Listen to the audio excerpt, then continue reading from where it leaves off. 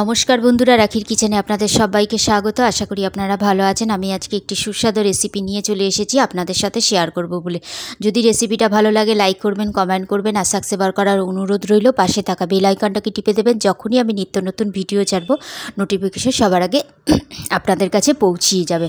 আর পুরো ভিডিওটা দেখার জন্য অনুরোধ রইল, আর আমার চ্যানেলটাকে সবার সাথে শেয়ার করার অনুরোধ রইল। চলুন তাহলে দেখা যাক আজকের রেসিপি কি। ঢ্যাঁড়স তো অনেক রকমের, ভেন্ডি দিয়ে অনেক রকমের তরকারি খেয়েছেন। আজকের একটা রেসিপি, নতুন রেসিপি একদম, আমি ভেন্ডি চিকেনের রেসিপিটা আপনাদের এখনও পর্যন্ত কেউ শেয়ার করেনি, আমি শেয়ার করছি নতুন সবে। আর এই নতুন রেসিপিটা আপনারা অতি অবশ্যই বাড়িতে বানিয়ে খাবেন। এখানে আমি ভেন্ডি নিয়ে নিয়েছি 200 গ্রাম, একটা আলু নিয়ে নিয়েছি, 2টো টমেটো নিয়ে নিয়েছি, একটা পেঁয়াজ নিয়ে নিয়েছি, 5 কোয়া রসুন নিয়ে নিয়েছি, হাফ ইঞ্চি আদা নিয়ে নিয়েছি। আর এই যে 2টো সলিড চিকেনের টুকরো নিয়ে নিয়েছি, ভালো করে ধুয়ে রেডি করে নিয়েছি। তারপরে গ্যাসের উপরে কড়াই বসিয়ে দিয়েছি, কড়াইয়ের মধ্যে সর্ষের তেল দিয়ে দিয়েছি। সর্ষের তেলটা গরম হওয়ার মাত্রই আমি ভেন্ডিগুলোকে দিয়ে দিয়েছি। ভেন্ডিগুলো ভালো করে একটু লালচে লালচে করে ভেজে নিতে হবে। এর মধ্যে নুন হলুদ কিছু দেবেন না, এমনি ভেন্ডিটাকে শুধু ভেজে নিতে হবে। এই যে ভেন্ডিটা ভাজা হয়ে গেছে, ভেন্ডিটাকে এবার আমি তুলে আলাদা করে একটা সাইডে রেখে দেবো। সেই তেলের মধ্যে যে আমি একটা আলু কেটে রেখেছিলাম এরমভাবে লম্বা লম্বা করে, যেরকম আলু ভাজা কাটে সেই রকমই, কিন্তু একটু মোটা মোটা করে কাটতে হবে। তারপরে আলুটাকে লালচে লালচে করে ভেজে নেওয়ার পরে তারপরে কী করলাম, যে পেঁয়াজটা কেটে রেখেছিলাম কুচি করে, সেই পেঁয়াজটা দিয়ে দিলাম। পেঁয়াজটা দিয়ে দেওয়ার পরে পেঁয়াজটাকেও লালচে লালচে করে ভেজে রেখে দিয়েছিলাম। আর চিকেন, আদা, রসুনটাকে যেটা পেস্ট করে রেডি করে রেখেছিলাম সেটাকে দিয়ে দিলাম। আর 2টো টমেটো কুচিয়ে রেখেছিলাম সেটাকেও দিয়ে দিলাম। দিয়ে ভালো করে এটাকে নাড়িয়ে নেব। এবার একটুখানি নাড়িয়ে নেওয়ার পরেই তারপরে দিয়ে দেবো স্বাদ অনুযায়ী লবণ।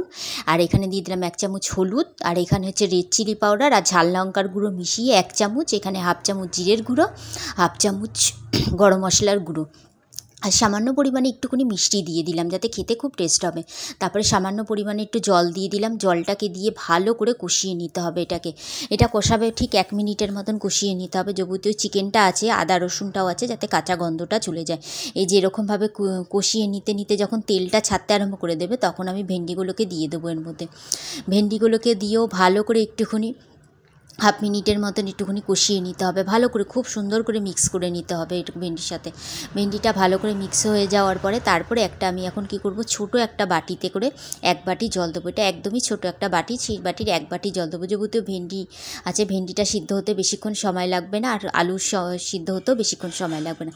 ঢাকা দিয়ে দিলাম, ঢাকনা খুলে দেখিয়ে দিচ্ছি। দেখুন কত সুন্দর হয়ে গেছে চিকেন ভেন্ডিটা। এরকমভাবে তৈরি করে নিলাম ভালো করে। এবার হয়ে গেছে এটা, আমি এখন গ্যাসটাকে অফ করে দেবো। একটা প্লেটের মধ্যে সার্ভ করে দেবো। এটা গরম ভাতের সাথে, রুটির সাথে, পরোটার সাথে এবং সব কিছুর সাথেই খেতে পারবেন।